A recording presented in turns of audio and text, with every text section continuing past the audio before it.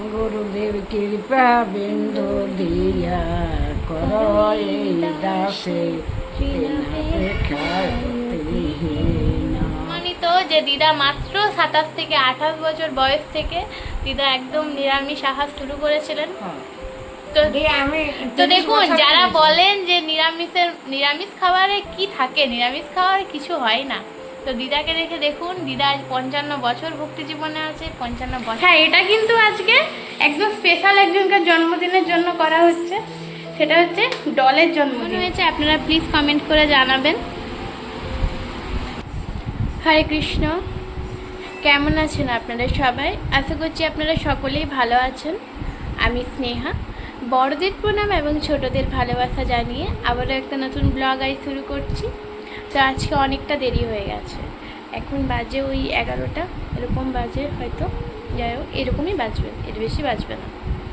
তো বেশ 8টা, সাড়ে 8টা না, আজকে 9:30 থেকে আমি যোগা ক্লাস করেছি, তারপরে ব্রেকফাস্ট করেছি ওই 10:30টা। আজ টক দই ছিল না, তো বাবা আনতে ভুলে গেছিলো, তো আবার পরে বাবা পাঠিয়ে দিয়েছে, তো তার জন্য একটু লেট হয়ে গেছে আজকে ব্রেকফাস্ট করতে। তো একই খেয়েছি আজকেও, টক দই, চিয়া সিড আর ওই বাদাম আর ফ্রুটস। বাদাম বলতে আমন্ড, আজকে আমন্ড খেয়েছি, আজকে পেস্তা খাইনি। তো যাই হোক, আজকে আমি সকাল থেকে আপনাদের সাথে ব্লগ শুরু করতে পারিনি, কারণ আজ ঘুম থেকে উঠতে অনেক দেরি হয়ে গেছে। আমার 8টার সময় উঠেছি আজ, আর প্রচণ্ড লেট করে ফেলেছি। উঠে পরেই আমি যে কাগজি লেবুর জলটা খাই সেটাই খেয়ে একটু হাঁটাহাঁটি করছিলাম, তারপরে আবার যোগা ক্লাস করলাম। তো চলুন, এরপর আমি আমার খাবারটা তৈরি করব, মানে সেদ্ধ যে খাবারটা আমি খাই সেটাই তৈরি করব। তো চলুন তাহলে আপনারা ব্লগটা দেখতে থাকুন। এই যে দেখুন, সবার প্রথমে এখানে আমি ডালটা সেদ্ধ করে রেখেছি।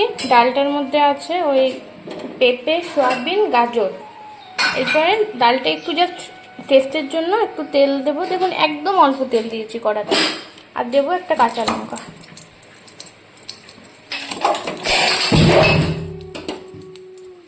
এরপর এখানে দেবো জাস্ট অল্প পরিমাণে হলুদের গুঁড়ো।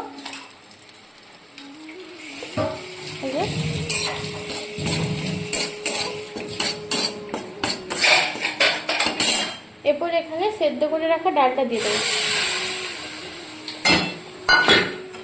ব্যাস, এই যে দেখুন পেঁপে, গাজর সমস্ত কিছুই দেওয়া আছে।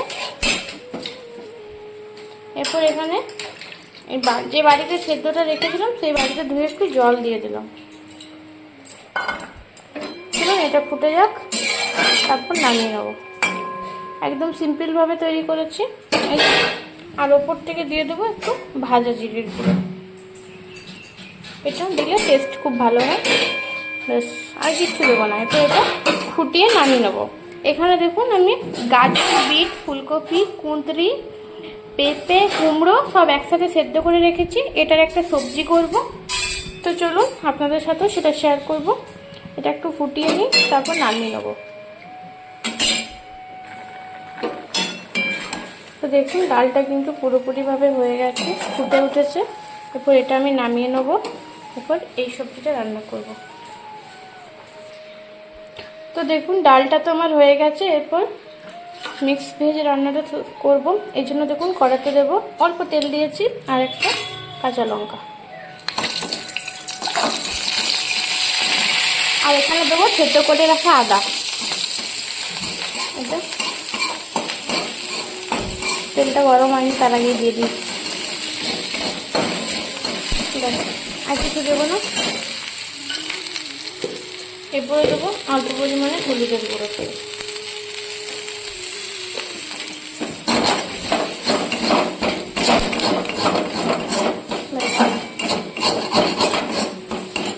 এরপর এখানে সেদ্ধ করে রাখা সব সবজিগুলো দিয়ে দেবো।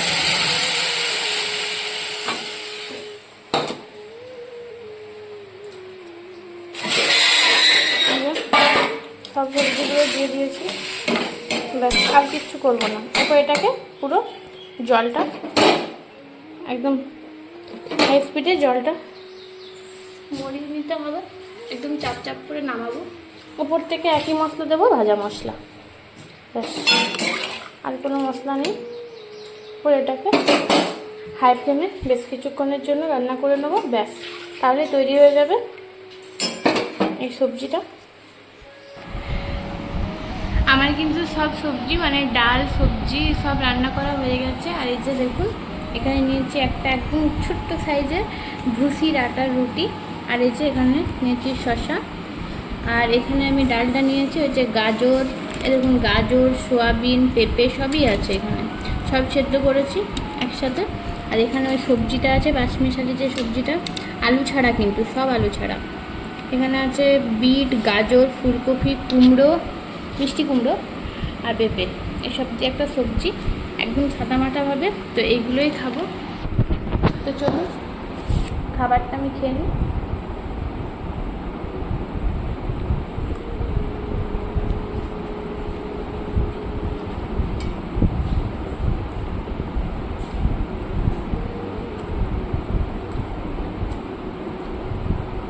কোনো রান্নাতে কিন্তু চিনি দেওয়া যাবে না।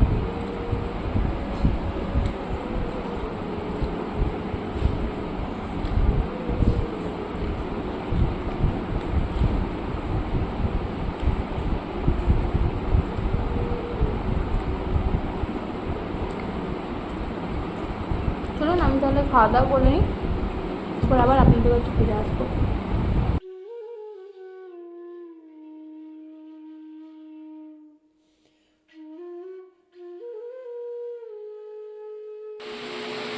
এখন বাজে বিকেল ওই 5:20 মতো। তো তখন আমি খাওয়া দাওয়া করে ঘুমিয়ে পড়েছিলাম আজকে। তো তারপর উঠে আমি একটা কেক তৈরি করছি। এই যে দেখুন কেকটা বেক করে রেখেছি। এই যে কেকটা ঠান্ডা হয়ে যায় ততক্ষণে আমি ক্রিমটা রেডি করে নেব। হ্যাঁ, এটা কিন্তু আজকে একদম স্পেশাল একজনকার জন্মদিনের জন্য করা হচ্ছে, সেটা হচ্ছে ডলের জন্মদিন। তো চলুন, পুতুলেরও কিন্তু জন্মদিন হয়। তো একটা বোন আমাকে ওর পুতুলের বার্থডে কালকে, তো তার জন্য এই কেকটা করতে বলেছে, তো সেটাই করছি। তো চলুন আপনারা তাহলে কেকটা দেখতে থাকুন। সুন্দরভাবে 3টে লেয়ারে কেটে নিয়েছি। এই যে দেখুন প্রথমে একটা লেয়ার কাটা হয়ে গেছে, এটাকে সাইড করে রেখে দিচ্ছি। এরপরে আরেকটা লেয়ার কেটে নেব। এই কেকটা কিন্তু মিনি কেক হবে, যেহেতু পুতুলের বার্থডে তার জন্য এটাকে মিনি কেক করব। তো চলুন এটা আরেকটু ঠান্ডা হয়ে যাক, তারপরে আপনাদের সঙ্গে পুরোটা শেয়ার করব। যেহেতু কেকটা আমি মিনি কেক করব, এই জন্য দেখুন আমি ভেবেছি এটা 3 টায়ারের মধ্যে করব, এটা চেষ্টা করছি।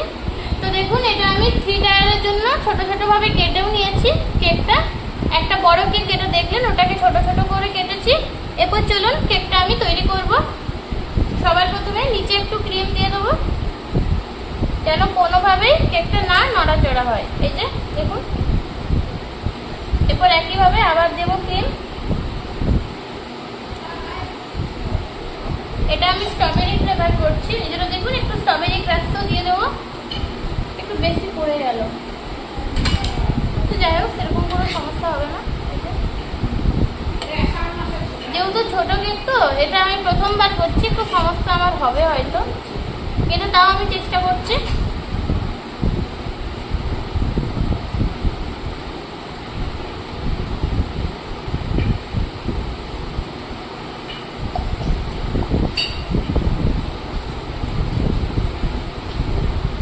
প্রত্যেকটা লেয়ারে কিন্তু মিনি কেকে ক্রাশ দেবো না, নাহলে কিন্তু পিছল খেয়ে যেতে পারে। দেখো আরেকটা লেয়ার দিয়ে দিচ্ছি। দেখুন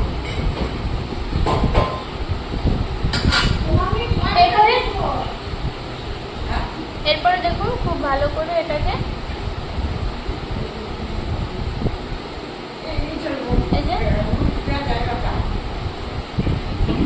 পুরোটা কভার করে দেবো।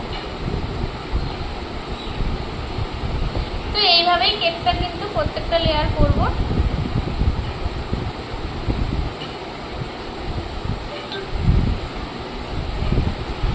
তো দেখুন আমার মিনি কেকটা কিন্তু একদম তৈরি। ওই যে বোনর মানে ডলের বার্থডে তো সে আমার সামনেই বসে আছে, তো ও নিজের মনের মতো পুরো কাস্টমাইজ করিয়ে নিল।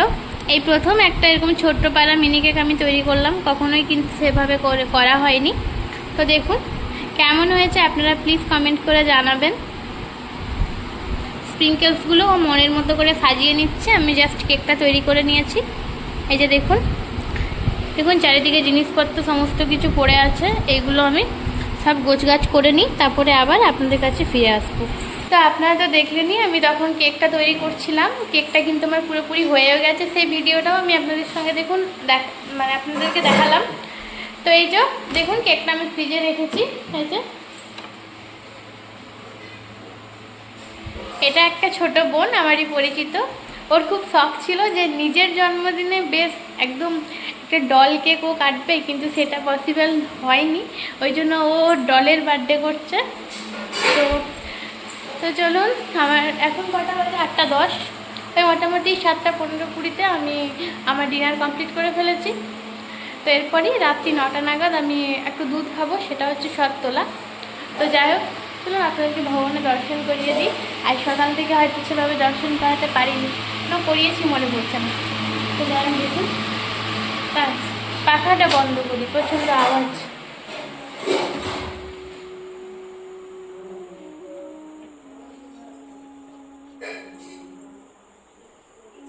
তো চলুন পাখাটা আবার চালিয়েও দিলাম। এই যে রান্নাঘরে মা রুটি সবজি করেছে, এই যে এখানে আছে সয়াবিন পেঁপে আলুর সবজি আর রুটি আর দুধ তৈরি হবে। ওই যে মা রান্নাঘরে কাজ করছে, মায়ের যে কাজগুলো সেগুলোই মা করছে। তো এই যে এখানে দিদা আজকে কিন্তু আপনাদেরকে অন্যান্যদের মতনই একটা সুন্দর কীর্তন শোনাবে। তো চলুন আপনারা সেটা শুনতে থাকুন। দিদা একটা কীর্তন শোনাও, শোনাও শুনি। গুরুদেব কৃপা বিন্দু দিয়া কর এই দাসে বুদ্ধি সকল সহনে বল দিয়া কর নিজ মানিস প্রিয়াহীন। আর গুরুদেব সকলে সম্মান করিতে শক্তি দেহনাথ যথাযথ।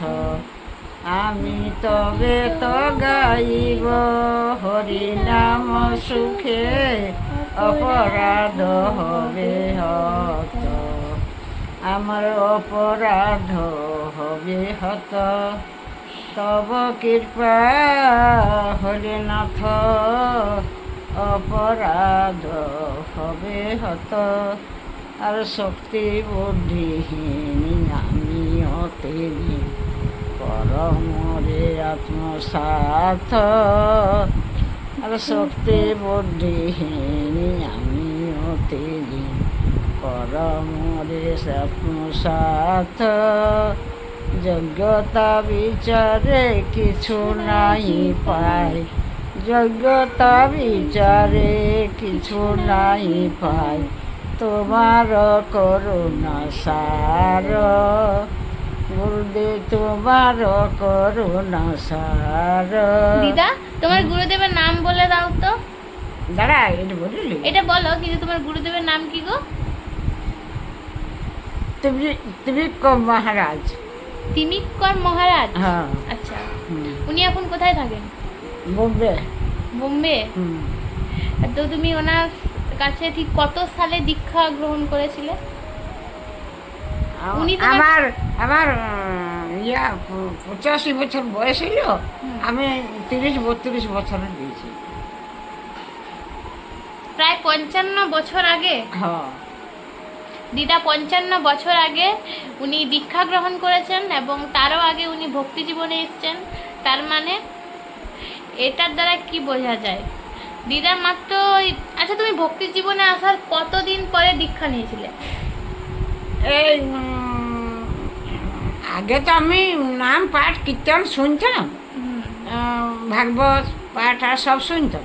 দি মহারাজ আইলো, দি মহারাজ আসে, তখন মহারাজ মঠ হয়নি, তখন আমি ইয়া করলাম। না মানে তুমি টোটালি নিরামিষ খাওয়ার ঠিক কতদিন পরে মহারাজ?